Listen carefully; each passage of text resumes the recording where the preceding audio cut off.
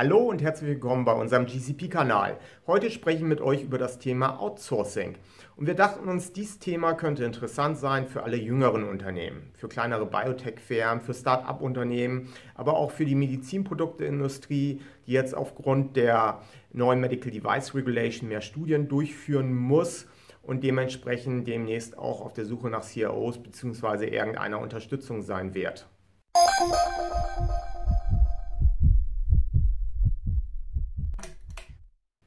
Denen, die sich noch nicht mit Outsourcing auskennen, sei gesagt, dass die Auswahl der falschen Outsourcing-Strategie unheimlich kostenintensiv sein kann. Nicht selten wird die falsche CRO oder der falsche Partner ausgesucht, der einfach nicht so gut passt. Und dann werden häufig die sogenannten Rescue-CROs eingesetzt, die die Kuh wieder vom Eis holen müssen. Und zwischenzeitlich werden dann 2 CROs bezahlt, was natürlich jedes Budget zum Sprengen bringt. Generell kann man sagen, dass der Ruf der CRO-Branche in den letzten Jahren sehr gelitten hat. Nicht wenige Sponsoren gehen dementsprechend auch mit einem relativ negativen Kontext in die Suche nach einer CRO. Und wie so häufig im Leben, wenn man mit einem negativen Kontext in etwas hineingeht, in eine Partnerschaft, dann wird man nicht auf das beste Ergebnis kommen. Und glaubt mir, ich will ganz bestimmt nicht sagen, dass es keine schwarzen Schafe in der CRO-Branche gibt. Die gibt es mit Sicherheit. Die gibt es in jeder Branche, überall in der Industrie. Ich möchte euch aber sagen, dass man vielleicht intensiver sich mit der Outsourcing-Strategie beschäftigen sollte. Man sollte beginnen, sich selber zu reflektieren, damit man den richtigen Partner auch finden kann, weil so starten Partnerschaften mit sich selber, dann findet man auch die Firma zu einem passt. Wenn wir über Outsourcing sprechen, müssen wir uns dementsprechend erstmal Gedanken machen, was ist das Ganze? Grundsätzlich ist Outsourcen das Auslagern bestimmter Aufgaben in der klinischen Prüfung an andere, an Firmen oder an einzelne Personen. Dazu muss ich mir natürlich im Klaren darüber sein, was kann ich selber machen als Firma, wo drin bin ich besonders gut, wo drin bin ich möglicherweise nicht so gut, wo habe ich keine Erfahrung und das sollte ich an andere geben.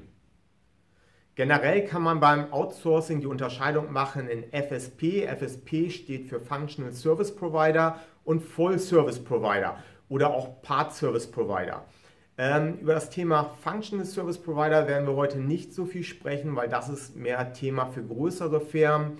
Das wird in einem späteren Film noch einmal thematisiert.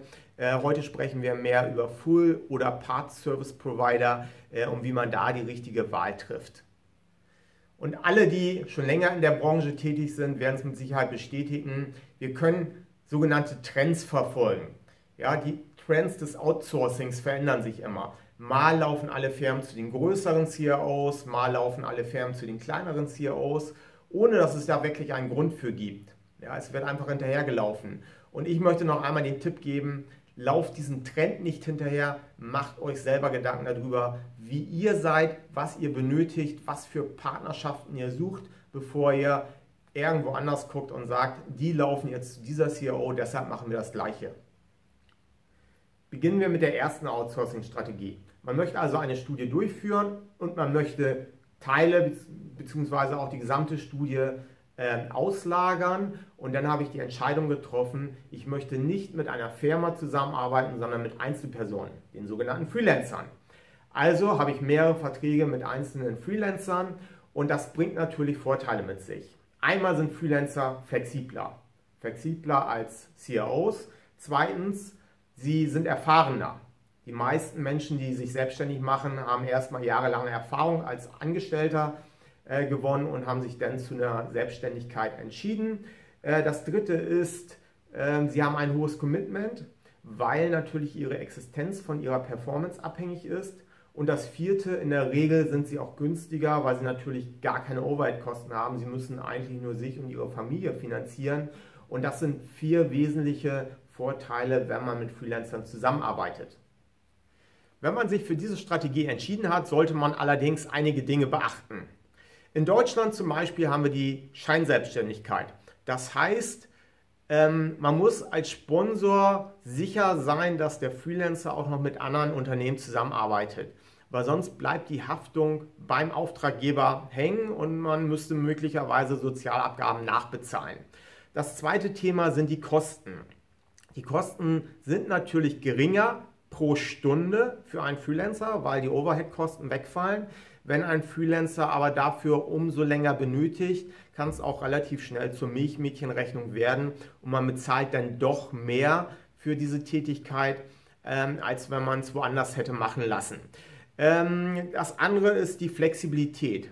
Freelancer sind per se flexibler, allerdings hat der Tag eines Freelancers auch nur 24 Stunden. Das heißt, wenn diese 24 Stunden oder ein Arbeitstag von 8 Stunden voll ist, dann muss man sich möglicherweise nach einem anderen Freelancer umsehen. Probleme mit der Flexibilität kann man auch bekommen, wenn ein Freelancer mal krank wird oder schwanger wird.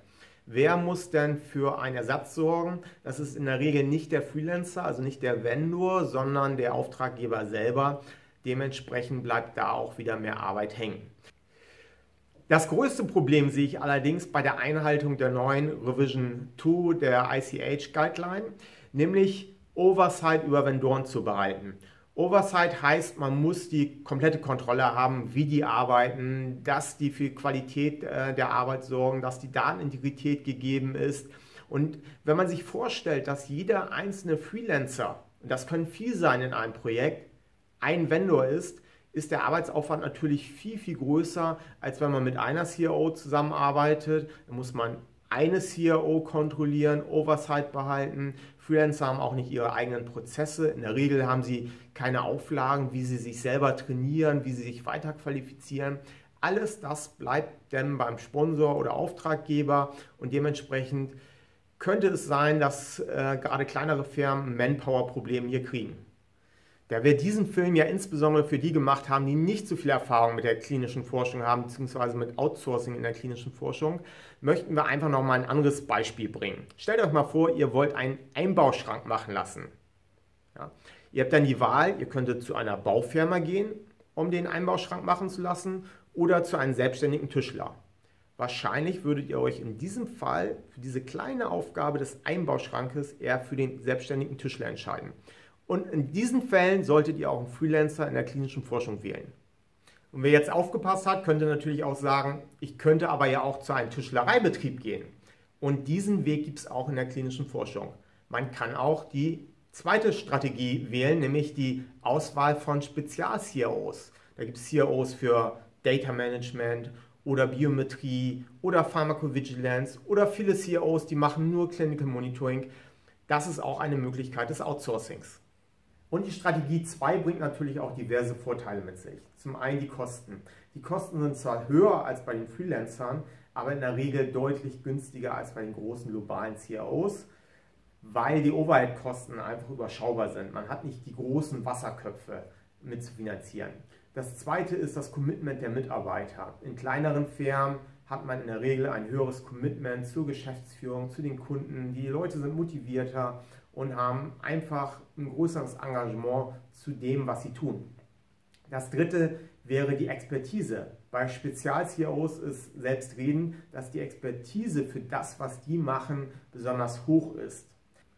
Der vierte Vorteil wäre, ich hätte einfach weniger Backup-Probleme.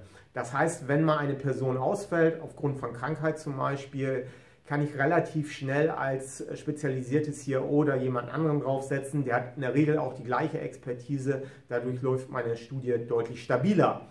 Der fünfte Vorteil wäre das eigene QM-System. Also diese Spezial-CROs haben ihre eigenen SOPs, die sie auch verfolgen. Dadurch werden sie deutlich effizienter. Sie kennen die Abläufe und wissen, wie alles genau läuft.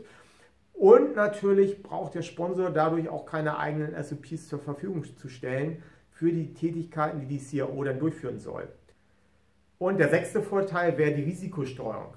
Ihr könnt euch vorstellen, wenn ich mich für eine Full-Service-CRO entscheide, sprich ich habe nur eine CRO in meiner Studie involviert und die hat Probleme, zum Beispiel geht sie insolvent oder qualitative Probleme entstehen, dann habe ich ein großes Problem für meine gesamte Studie.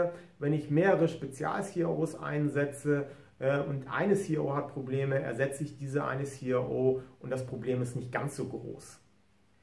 Was man allerdings beachten muss, wenn man sich für diese Strategie entscheidet, ist, dass wenn man unterschiedliche CROs mit Spezialwissen involviert, das sind ja unterschiedliche Firmen, allerdings habe ich nur ein Projekt und ich brauche in diesem Projekt auch dieses Gefühl des Teams. Das heißt, diese unterschiedlichen Spezial-CROs müssen zusammen kommunizieren, interagieren Und diese Kommunikation muss der Auftraggeber sicherstellen. Das heißt möglicherweise mehr Manpower auf dieser Seite. Was auch ein Nachteil sein könnte, was auf der anderen Seite schon als Vorteil genannt worden ist das Spezialwissen. Weil ich möchte natürlich auch Leute haben, die den gesamten Ablauf des Projektes kontrollieren. Ich möchte Leute, die über den Tellerrand gucken können. Und diese Leute habe ich dann teilweise nicht in der Wahl der Spezial-CROs. Ein Beispiel dazu ist, wenn ich eine Spezial-CRO für Clinical Monitoring habe und eine Spezial-CRO für Data Management, dass da erstens die Interaktion fehlt, aber auch vor allen Dingen das Verständnis. Die Monitore verstehen nicht genau, was das Data Management von ihnen will, und die Data Manager wissen häufig nicht, warum das Problem am Zentrum vorliegt, warum die Monitore Probleme machen. Ganz wichtig ist auch, dass der Sponsor sich sicher ist, dass die kleinere CRO finanziell stabil ist. Glaubt es mir, es wird häufig unterschätzt, wie häufig CROs insolvent gehen, und dann bleiben die Kosten beim Sponsor hängen, weil zusätzlicher Aufwand entsteht. Der vierte Punkt ist wieder Oversight.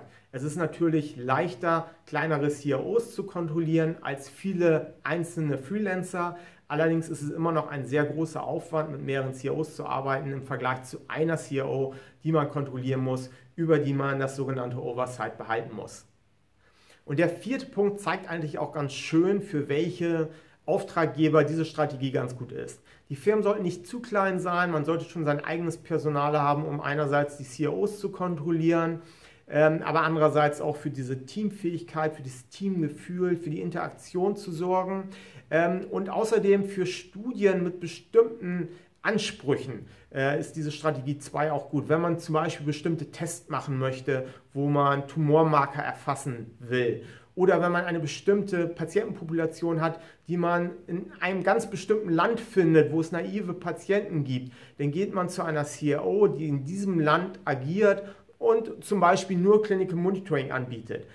Um die Strategie 2 nochmal zu erklären, kommen wir nochmal zurück zur Baubranche. Stellt euch mal vor, ihr wollt euer Badezimmer umbauen lassen. Dann könntet ihr natürlich zum einzelnen Fliesenleger gehen, zum einzelnen Maler und zum einzelnen Gas-Wasser-Installateur, und ihr müsstet diese einzelnen Handwerker kontrollieren. Oder ihr könntet zu einem Sanitäreinrichter gehen und der macht euch das alles zusammen, und ihr hättet nur letztendlich einen Vertrag, ihr müsstet nur eine Firma kontrollieren, und so ist es auch im Vergleich Strategie 1 und 2. Die dritte Strategie wäre dann, ich gehe nur zu einer CRO. Ich habe nur einen Vertrag mit einer Firma, die kann möglicherweise noch subcontracten an Spezialaufgaben, zum Beispiel Labore oder Drug Supplier, die Aufgaben im Rahmen der Studie übernehmen. Aber ich als Auftraggeber habe damit überhaupt nichts zu tun. Ich habe nur einen Vertrag und einen Ansprechpartner. Das hört sich natürlich zu Anfang erstmal unheimlich komfortabel an. Ich brauche wenig Eigenmanpower, wenig Ressourcen. Ich brauche keine SOPs, um meine Studie durchzuführen. Alles macht ja die CRO. Das Problem könnte aber sein, wenn ich mich für die falsche CRO entschieden habe. Dann habe ich gleich ein ganz großes Problem, weil von dieser CRO ja mein ganzes Projekt abhängig ist. Ja, ich brauche dementsprechend ein unheimlich großes Vertrauen zu meiner CRO. Sie lenkt mein ganzes Projekt. Ich bin verantwortlich als Sponsor für die Patientensicherheit, für die Patientenrechte, für die Datenintegrität und die Datenqualität, aber meine CRO lenkt eigentlich mein Projekt. Und die Lenkung des Projektes führt natürlich auch zu einer gewissen Abhängigkeit. Und diese Abhängigkeit bedeutet auch ein gewisses Risiko. Wenn mein Projekt nicht so gelenkt wird, wie ich es als Sponsor möchte, habe ich ein Problem. Und möglicherweise empfinde ich dann meinen Dienstleister gar nicht mehr als Dienstleister, sondern eher als Hürde. Und diese Hürde wird häufig als frustrierend empfunden, und deshalb entstehen auch viele Klagen über CROs. Und da diese dritte Strategie natürlich einige Vorteile gerade für kleinere Unternehmen mit sich bringen könnte, möchten wir euch einige Tipps geben, wie ihr die Strategie 3 auch effektiv nutzen könnt. Tipp 1. Sucht euch einen wirklichen Partner. Einen Partner, der zu euch passt, mit dem ihr möglicherweise auch noch weitere Entwicklungsschritte machen wollt. Und natürlich ist der Sponsor der Hauptverantwortliche der Studie. Und natürlich ist der Sponsor oder der Auftraggeber der Kunde, der CRO, und der Kunde ist König. Allerdings mein Tipp, wirklich gebt der CRO das Gefühl der Partnerschaft, weil Partner arbeiten effektiver zusammen. Und mein zweiter Tipp, seid geduldig. wenn in der ersten Studie mal irgendwas nicht so rund läuft, ja, möglicherweise zwischenmenschliche Kommunikation läuft nicht so glatt, weil man muss sich erst kennenlernen, seid geduldig. Bei der zweiten oder dritten Studie wird es besser laufen. Und wenn ihr jedes Mal nach einer neuen CRO sucht, dann nutzt ihr einfach die Synergieeffekte nicht und müsst immer wieder von vorne beginnen. Der wichtigste Tipp, den ich euch noch geben möchte, ist, sucht euch eine CRO mit einer ähnlichen Größe wie euer Unternehmen. Warum ist das so? Ich bezeichne klinische Forschung bzw. Auftragsforschung immer als People-Business. Menschen arbeiten mit Menschen, nicht Firmen mit Firmen. Und Menschen, die sich ähnlich sind, arbeiten effektiver zusammen. Warum ist das so? Eure Kollegen und eure Mitarbeiter, die haben sich ja nicht zufällig für euer Unternehmen entschieden. Genauso wenig haben sich die Mitarbeiter der CROs zufällig für die CRO entschieden. Die haben sich freiwillig diese Firma ausgesucht, um dort zu arbeiten, weil sie unterschiedlich sind zu anderen Firmen, anderer Größen. Gucke ich mir große Firmen an, dort sind die Entscheidungswege deutlich länger, es wird langsamer gearbeitet, sie sind nicht so agil, wohingegen die kleineren Firmen viel agiler sind, viel dynamischer, es wird schnell entschieden. Bei größeren Pharmafirmen, bei Aktienunternehmen geht es mehr um Geld, um kurzfristige Gewinne, wohingegen bei mittelständischen Firmen der langfristige Gewinn, die langfristige Profitabilität im Vordergrund steht. Und das sind bewusste Entscheidungsmerkmale für Mitarbeiter. Wichtig sind, die Menschen haben ähnliche Werte in Unternehmen gleicher Größe. Und die Werte haben einen Einfluss auf das Verhalten. Und Werte mal Verhalten bedeutet Unternehmenskultur. Das heißt, die Unternehmenskulturen sind ähnlich. Und die Unternehmenskulturen wiederum beeinflussen die Ergebnisproduktion, Fehlermanagement, Kreativität. Und das ist alles wichtig bei der Durchführung klinischer Prüfungen. Und man darf nicht vergessen, auch im Privatleben suchen sich Menschen, die ihnen ähnlich sind, weil sie gerne mit diesen Menschen etwas zusammen tun.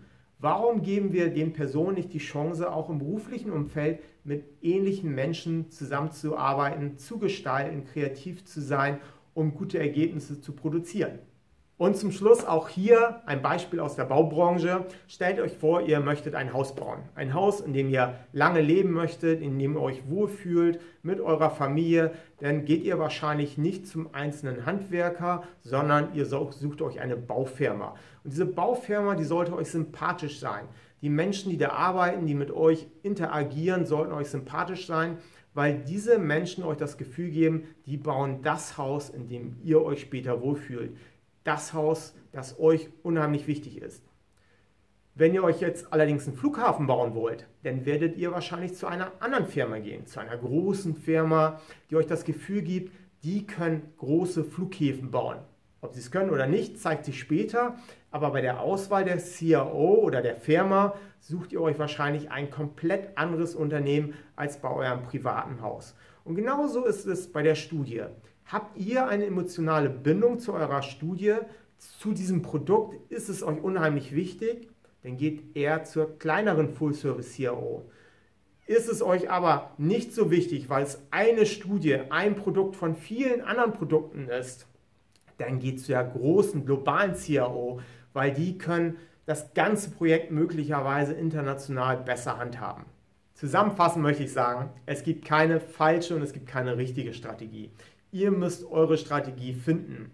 Ich möchte euch nur mit auf den Weg geben, nehmt euch die Zeit, über die Strategie nachzudenken. Reflektiert euch selber, welche CRO passt zu euch, welche CRO passen zu den Menschen, die in eurer Firma arbeiten.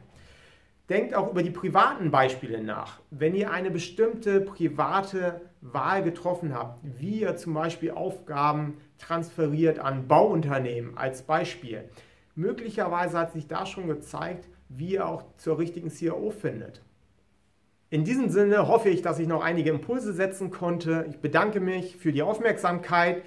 Wenn ihr Fragen habt, wenn ihr Kommentare habt, schickt sie uns einfach. Vielleicht habt ihr auch mal einen Themenwunsch, den wir diskutieren können. Schickt uns auch diese Kommentare. In diesem Sinne, tschüss und bis zum nächsten Mal.